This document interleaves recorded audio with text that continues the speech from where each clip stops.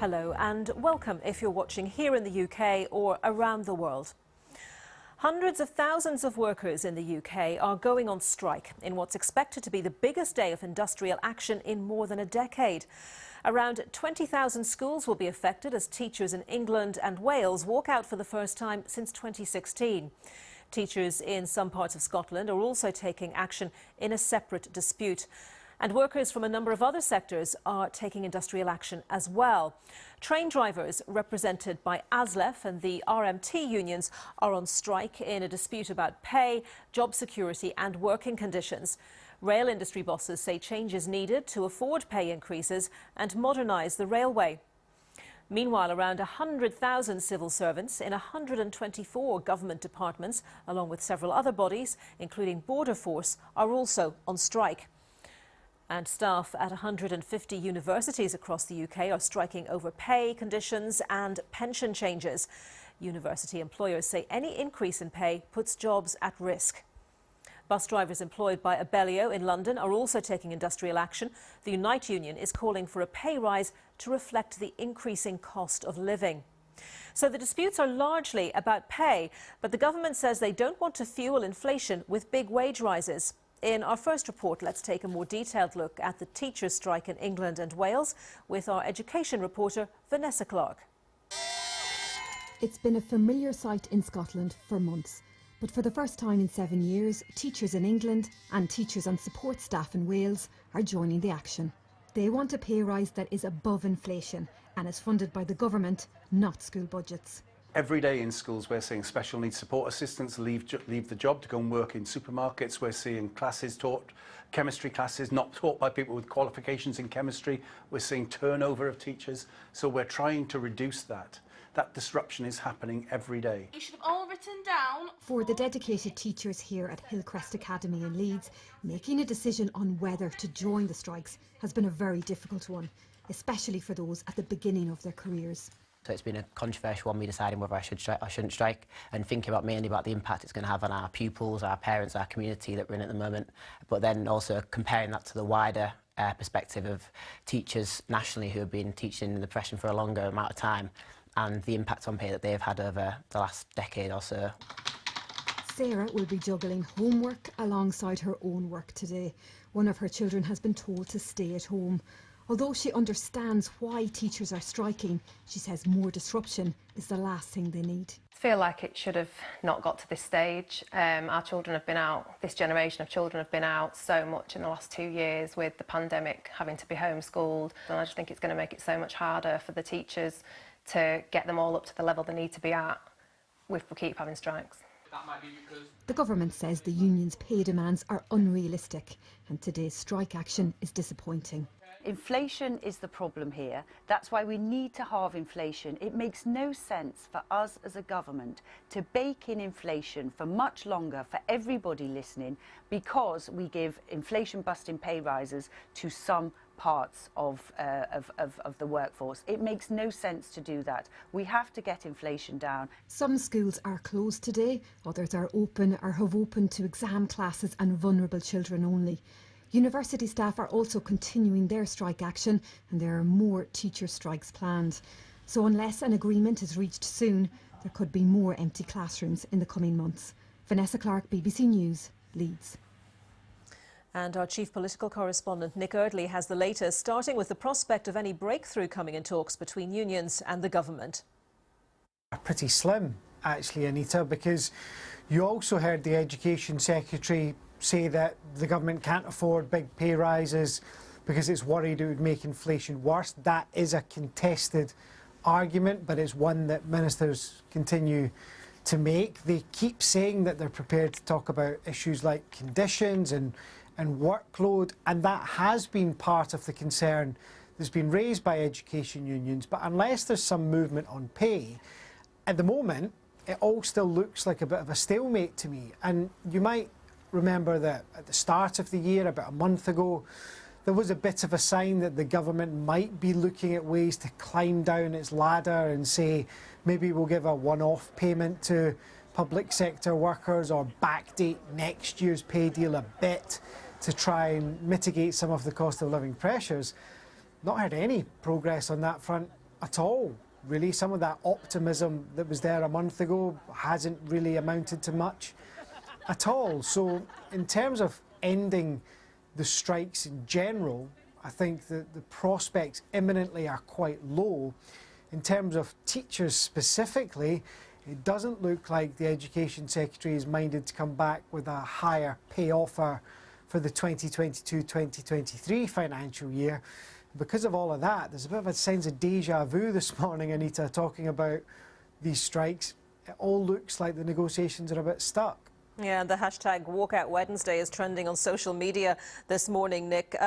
Briefly, what do you think the cumulative impact of all of this industrial action across various sectors is having on the government and its reputation and its strategy?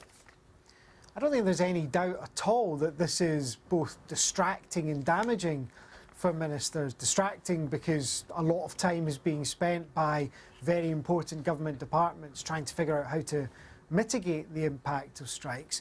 But it's damaging too because there's a bit of a sense at the moment that industrial relations are at a pretty low ebb, and that a lot of stuff that the public would expect to work just isn't working, be it buses, railways, schools, hospitals. There are a lot of important services that people use every day that are seeing massive disruption. So Rishi Sunak is under pressure to come up with some answers on this, to try and find a way of ending these strikes. But I can't emphasise enough, every time I speak to people in Downing Street or the Treasury or to senior ministers, the thing they all talk about is inflation. Rishi Sunak has made getting inflation down the biggest test for his government, his #1 priority. And he does believe that if you have high pay deals in the public sector, that will make bringing inflation down harder. So at the moment, I don't think he's minded to move, even though there is that damage to the perception of the government just letting stuff be normal and letting public services run as you'd expect them to. Nick Eardley, our chief political correspondent. Well, let's talk now to Carly Newman, who's having to take the day off work today to look after her 4-year-old son, whose school has been affected by the strikes. Carly, really good to have you with us. Thanks for your time. I know that little Ezra has been popping up occasionally, making an appearance, yeah. so we may see him. He may appear, yeah. So have you had to take leave, or are you going to make up the hours elsewhere? What's the situation with you? Yeah, I've decided to take annual leave. My employer was quite flexible and said that I could work flexibly or take leave, but I decided to take annual leave because it's easier than trying to do both and not doing either of them very well. OK, and I'm sure that's a sentiment that lots of people can sympathise with, that idea of trying to do some work and looking after children at home at the same time. So a slightly tricky situation for you today then, but what's your overall opinion of the strike action being taken? Do you support the teachers or not? Yeah, I absolutely support the teacher strikes. I think that they are definitely overworked and underpaid. I don't know if anyone spent time with trying to get a 4-year-old to read, but I can't even manage it for 30 seconds. I don't know how they do it. And also they are caring for our children 5 days a week for lots of hours. So, you know, I think it's really important that they are paid right and not overworked. But obviously for me, yeah, I'm a single parent, so I am taking annual leave. And it kind of feeds into this bigger situation where I've only got a certain amount of leave. It's just me, and I've got school holidays to navigate. So when I do take time off for strikes, that's a day that I can't take annual leave in the sort of long school holidays that I've also got to manage. Yeah, so obviously that's a concern, and I'm sure, like everyone else, you would like a resolution to be found. Do you have a thought on how that's going to happen? I don't really understand the sort of economics of it all. So, but it's not just teachers that are striking. There are many people striking. So there is a big problem. I don't understand how it's sustainable, but I think it's really worrying that the government are happy to have people in these essential roles who are going to become, you know, either leaving these roles or stay in these roles sort of, you know, discontented, burnt out. You know, it concerns me that it's okay for teachers to be really overworked and burnt out and discontented and be in the care of our children. So I don't know how it's going to be sustainable, but I do think that it's for the government to sort out, and I don't blame the teachers for striking. How are you going to spend your day then with Ezra? Are you going to be trying to do some of his schoolwork with him, whatever he's got to do on a normal day? Well, just in case any of his teachers are listening, yes, I would definitely try and read with him like we do every day. But it's really, really hard to try and do any of that. I'm going to take him to a soft play and take him out to make the most of our annual leave, or my annual leave, and just make a day of it and maybe try and do some reading work with him this evening. OK, Carly, thank you very much for talking to us. Carly Newman there with her little boy. She's taken annual leave to look after him because his school is closed due to the industrial action. Well, Mary Boosted is the General Secretary of the National Education Union. She says teachers want to get back to the classroom and is urging ministers to negotiate. There is a real, deep and lasting anger in the profession at the neglect of children, at the fact that education is so badly underfunded, by the fact that so many teachers feel forced to leave. And parents understand this too. Indeed, a Mumsnet poll yesterday showed that 67% of parents blame the government for this action. Now, I say to the government, now's the 1st of February. This is the last day that we want to have to take this strike action. There are 27 more days until the next strike action is scheduled for England. So rather than messing about and doing nothing, which is what they've done since last July, the government should get round the table now seriously and start to negotiate. Mary Boosted. And earlier I spoke to the former Conservative Education Secretary Justine Greening about the impact of the strikes and next steps for the government. I think the reality is that it's been difficult to see school funding keep up with the pace of inflation, and that's also impacted teachers' pay. In recent years, you've seen the government respond to that by trying to help the pay of new starter teachers rise faster.